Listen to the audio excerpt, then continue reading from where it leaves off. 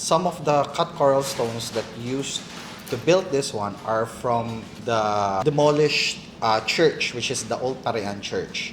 Functioning siya na kulungan from the 1870 hanggang 2004.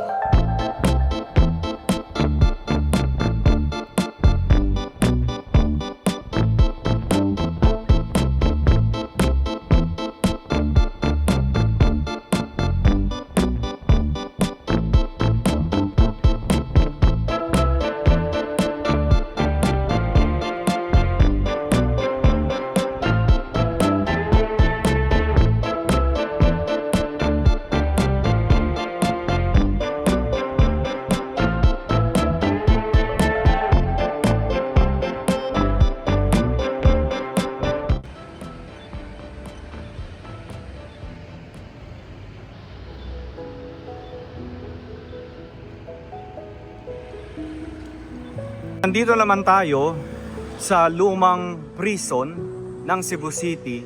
Ito ang Cebu Museo Sugbo.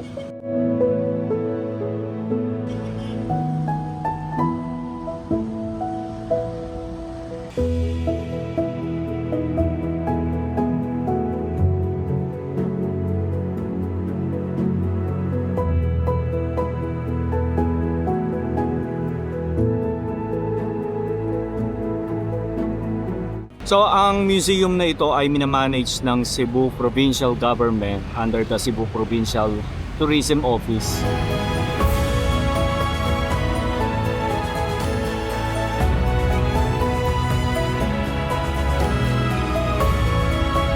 And Sir Francis, magandang tanghali po. So ang Museo Sugbo, this was designed way back in 1869 by Domingo Escudrillas, which at that time siya yung parang lone architect na Castilla. And the main purpose of designing it to be the Carcel de Cebu or the provincial jail at that time. The construction started in 1870. Some of the cut coral stones that used to build this one are from the demolished church, which is the Old Parian Church. May history doon, so parang pinagiba yun. And then yung ibang bato na coral stones, dito dinala para maitayo rin yung ano. But lahat ng nakikita nyong bato ngayon dito are cut coral stones that dates back during the 1800s. So naging provincial jail or Carcel de Cebu until the American period, naging city jail hanggang sa naging yung tinatawag nilang Cebu Provincial Detention and Rehabilitation Center. And this was until 2004. So, functioning siya na kulungan from the 1870 hanggang 2004. The provincial government decided to transfer it to a new location, which is nasa Barangay Colanasan na yung bagong kulungan. A few years after, na-realize yung museum. So, it is called Museo Sugbo, which is the Cebu Provincial Museum. The Cebu Provincial Museum or Museo Sugbo stored collections from various municipalities here in the province of Cebu. So, meron tayong from the north part, the south part of Cebu na mga on loan donated na mga lumang gamit. It can be gamit ng gera, Yes, or gamit ng panahon ng Kastila, or even the pre-colonial pa, meron tayo dito. So, yun. We do have 9 galleries. So, specifically, the pre-colonial gallery, Spanish. We have the World War II at the American period / Katipunan. We also have the Customs Gallery, the Old Customs of Cebu, and the Rama Gallery. Si Rama kasi, si Vicente Rama was parang naging father of the Cebu City Charter and the province itself. So parang gano'n. And then we also have 2 galleries from the Quincentennial Celebration noong 500 years of Christianity na kinurate ng National Historical Commission of the Philippines, which is yung nandun sa kabilang side. This was reopened just this year, last August 28. Reopen? Yes, reopen. Kasi ba't kayo nagsara nga pala, sir? Nagsara, it's because of the pandemic. Okay. Tapos okay. there were, aside sa pandemic, there were also restoration that took place Okay. at that time. So talagang nasarahan siya sa public. In fact, in 2023, nag-reopen na after the pandemic.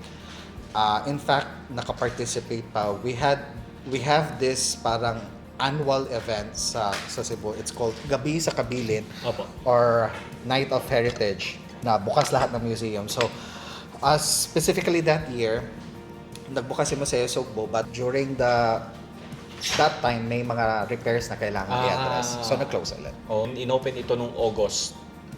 Oo, nitong August taon na lang, to. no? Yes. Yes, this is open sa public Tuesday to Saturday. Okay, and then may entrance fee. Yes, we do have entrance fee. For regular admission fee, it's 50 pesos. And then, students, PWD, and seniors are 25 pesos. 25 pesos. But aside from that, we also cater like venue rentals for weddings, mga Pwede din. celebratory. Yes. Okay. Especially itong nasa gitna, no? Yung Ganda. quadrangle. Yeah. Oo, yung quadrangle na yan. Ano pa ba? Ano pa ba ang significant na nangyari dito? I think yung riot na nangyari noong 1966, para nagkaroon ng parang gang war dito noon. Isa yun sa isa sa mga malaking headline stories yun Oo. during the 60s. Parang nagkaroon ng gang war. In fact, meron namang clippings doon sa newspaper. I'll show it to you later. Away ng mga kapwa bilanggo. Okay. Parang yung napapanood ko sa mga palabas. In fact, hindi. Ang sabi rin dito, naging location din to for parang a movie or something. Noon, naging location din tong kulungan na ito. I forgot the name of the movie. Pero yun nga. Going back, so from 2008 down to the present one, naging museum talaga siya, dedicated for the province of Cebu. Nanggo. Bartolina. So, kapag ikaw ay pasaway, Diyan ka. diyan ka, tagilisa kayo. Oh, ang lawak nito, sir. No? Maganda talaga siya pang event, no? Tapos Nice. yung nasa taas na yan, parang extension ng mga Amerikano na nagpatayo niyan during the 1900s. Yan sa taas. Pero kulungan pa rin. yan. Kulungan pa rin. Tapos yung well dito, sir, original na balon talaga, ano? Original yan, pero at some point tinakpan yan. Mm-mm. Na-rediscover na lang yan nung parang nire-open tong museum. Oo. So, ang yun. galing, ah. Buti inopen nyo pa rin, sir. Napansin, nakita. Oo. This one. Scenes after the September 1996 riot inside the provincial jail. Hindi talaga maiwasan yung pagkulungan. May mga away. Sir, thank you. Naging jail. Naging jail. Aerial view. 1950s ito, sir, ano? Oo.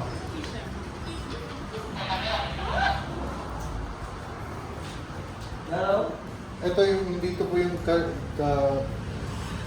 hippodrome na section. Pero ngayon wala na. Wala na yung ano. Yung place, hippodrome po pa rin, pero residential na. Residential na.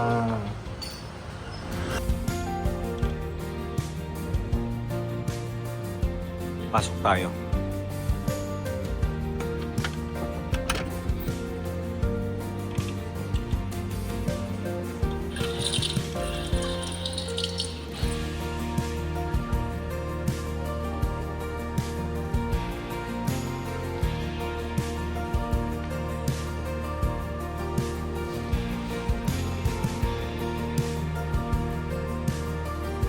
Sarap naman dito, ang lamig.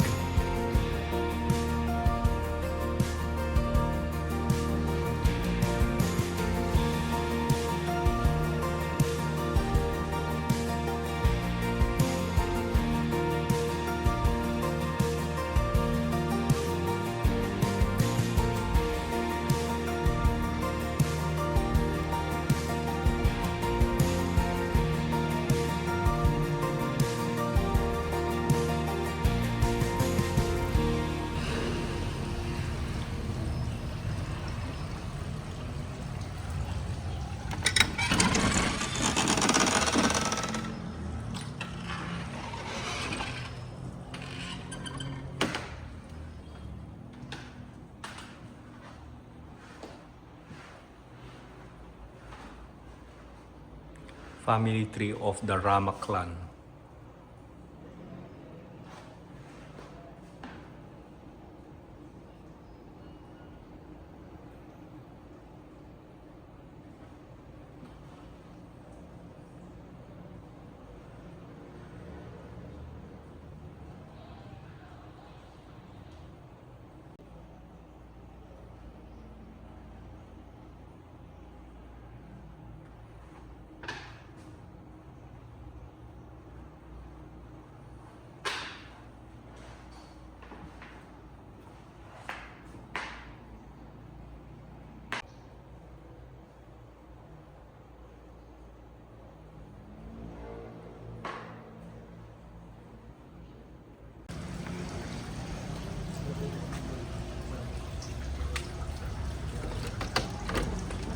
constructed 1911, Custom house. which is now the National Museum of Cebu. Wala, katabi nung Fort San Pedro. Ah, oo nga, yes. Orange Yung nandun, building. yes. Oo. Yes. Lahat po nung Lahat na nandito galing sa custom Oh, galing dati. Oh. dati. Ito, Yung mga gamit nila. Ship manifest. Ano mga kalga ng mga Japanese ships coming in from, yan, From different... from other countries coming from other to Cebu. country. Oo. Yan, that's a story. Oh, this one. Yan ang pier ng Cebu dati. Mukhang swimmable pa dati, sir, ano? Oh, and then this one, galing Japan. Ito mga to. Ito yung mga, oh yan, nakalista, crew, Japanese ships coming in. Ito yung mga... May, ito sa list of- may bihon pa. Oh, nandito. Yun naman, number 2. Yun yung vermicelli po yan. Ilang kilo ang kalga na isang barko. Wow. Oo nga, no? Ito po yun, the Dutch ships coming in, Japanese ships dito. Tapos dito, Japanese. And then the other side. And the other Mga side. port. Yan. Ah, this one. Yeah. And these are American bicycles and balloon bicycles. Pero hindi naman galing sa custom yun, sir. Galing America. Restored America po na. yan. Okay. Lumang lamp, oh. Antique.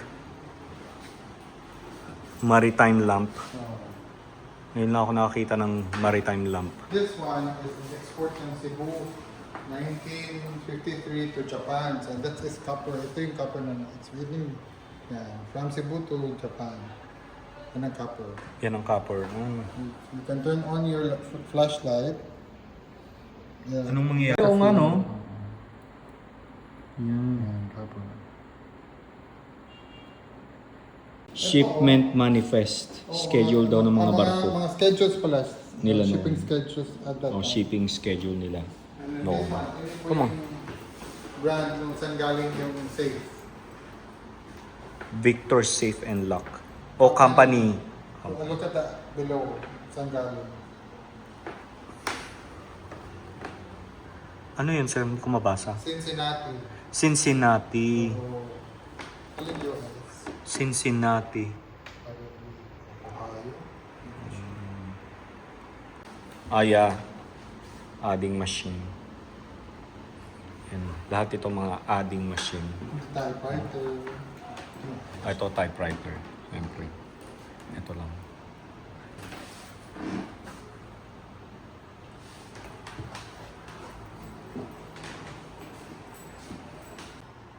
Ito naman weighing scale.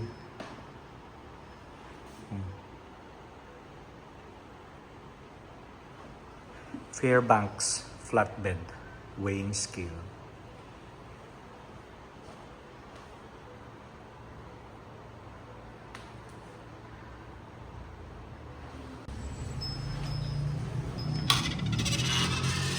Ito naman yung Spanish Colonial Gallery.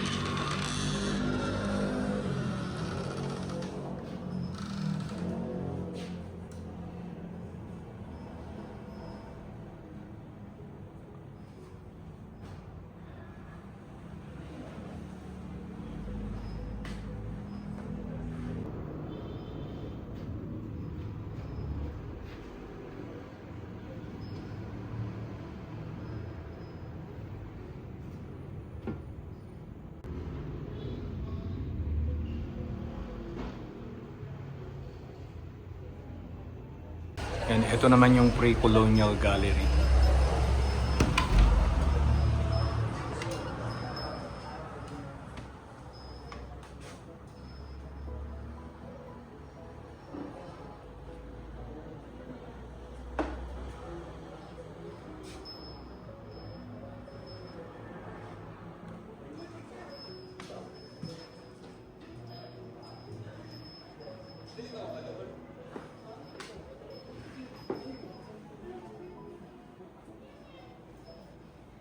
So, accidentally na nahukay nila sa municipality of Ronda and reportedly containing human skeletons.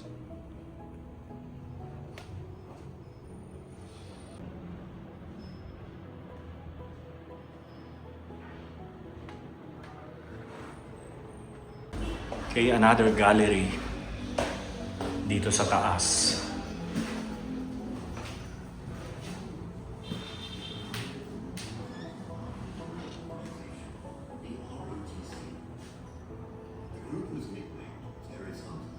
Parang ito yung World War II gallery. I think.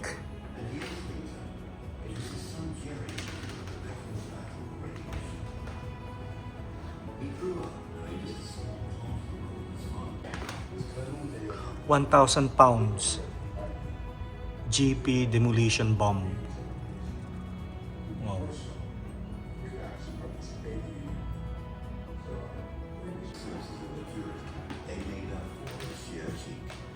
Between April and July 1942, they were going back to Manila, raiding the armored cruiser